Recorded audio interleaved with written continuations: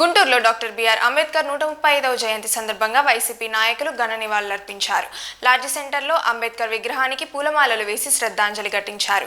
ఈ సందర్భంగా మాజీ మంత్రి అంబటి రాంబాబు మాట్లాడుతూ రాష్ట్రంలో అంబేద్కర్ రాజ్యాంగాన్ని పక్కన పెట్టి రెడ్ బుక్ రాజ్యాంగం అమలు చేస్తున్నారని విమర్శించారు. అంబేద్కర్ పేద కుటుంబం నుంచి వచ్చి రాజ్యాంగ నిర్మాతగా ఎదిగారని, ఆయన ఇచ్చిన రిజర్వేషన్ల వల్లే దళిత బహుజనులకు అవకాశాలు లభిస్తున్నాయని అన్నారు. ప్రతి ఒక్కరూ రాజ్యాంగానికి లోబడి అంబేద్కర్ ఆశయాలకు అనుగుణంగా పనిచేయాలని పిలుపునిచ్చారు. ఒక దళిత పేద కుటుంబం జన్మించి అంచెలంచెలుగా ఎదిగి ఎన్నో కార్యక్రమాల ముందుండి మరి ఆయన పెద్ద చదువులు చదివి మరి లండన్లో కూడా పెద్ద చదువు చదివి అంతటి మహానుభావుడు మరి భారతదేశానికి ఒక ఎన్నెముకలాగా రాజ్యాంగం రాయాలంటే మన యొక్క స్ఫూర్తితో మరి ఎంతో కాలం కష్టపడి ఆయన రాజ్యాంగం రాసి గాంధీ గారికి, మహాత్మా గాంధీ గారికి అందించిన అటువంటి మహానుభావుడు డాక్టర్ బిఆర్ అంబేద్కర్ గారు 135వ జన్మదిన శుభాకాంక్షలు. అదేవిధంగా ఈ కార్యక్రమానికి గుంటూరు జిల్లా నుండి నలుమూలల నుండి మన గారి విగ్రహానికి పూలమాల వేసి జయప్రదం చేస్తున్నారంటే మరి ఈ తండ్రిలో నాలుగోటి నాగభూషణ గారికి తగిన మరి ప్రపంచ మేధావి, భారత మహోన్నతమైన వ్యక్తి అయినటువంటి మహనీయుడు బాబాసాహెబ్ అంబేద్కర్ 135వ జన్మదినాన్ని పురస్కరించుకొని వారికి ఘనంగా నివాళులర్పించడం జరిగింది. బాబాసాహెబ్ అంబేద్కర్ 135 సంవత్సరాల క్రితం జన్మించి ఆయన ఆ రోజుల్లో తీవ్రమైన అంటరానితనం, పేదరికంలో ఉన్నటువంటి వ్యక్తి బాబాసాహెబ్ అంబేద్కర్.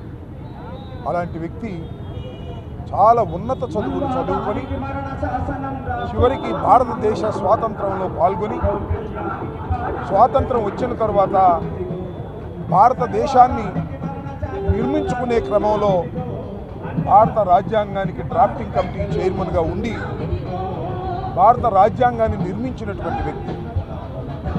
ఆ రచించి నిర్మించినటువంటి భారత రాజ్యాంగం ఈరోజు కూడా చక్కని పరిపాలన భారతదేశానికి అందిస్తుంది.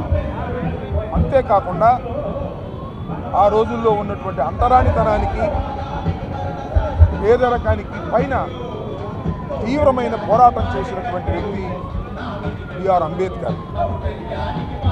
అంతేకాదు నిమ్మన జాతీయులు వేల లక్షల సంవత్సరాల నుంచి అణగారిపోయినటువంటి జాతులకి రక్షణగా రాజ్యాంగం ఉండాలని రాజ్యాంగంలో రిజర్వేషన్లు కల్పించినటువంటి మహానుభావుడు బాబాసాహెబ్ అంబేద్కర్.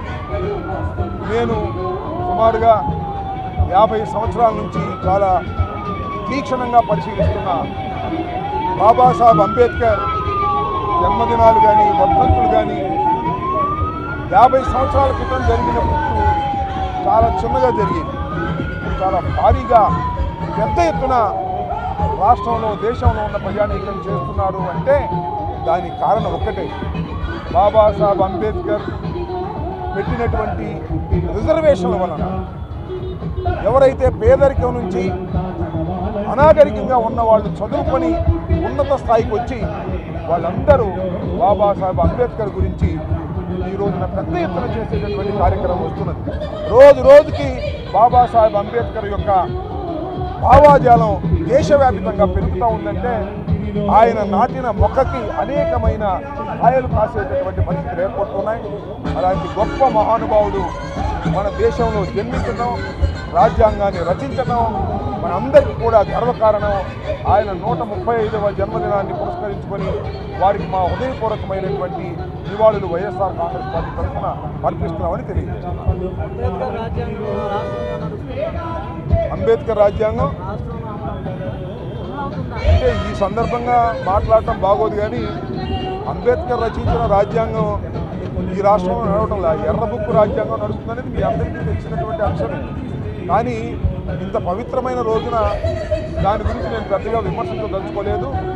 భారత రాజ్యాంగం కోసం అయితే ఎలా జరుగుతుందో మనం చూస్తున్నాం. ఇక్కడ మాత్రం లోకేష్ గారు ఎర్ర బుక్కు రాజ్యాంగం నడుస్తుంది. ఇది చాలా దురదృష్టకరమైనటువంటి పరిణామం.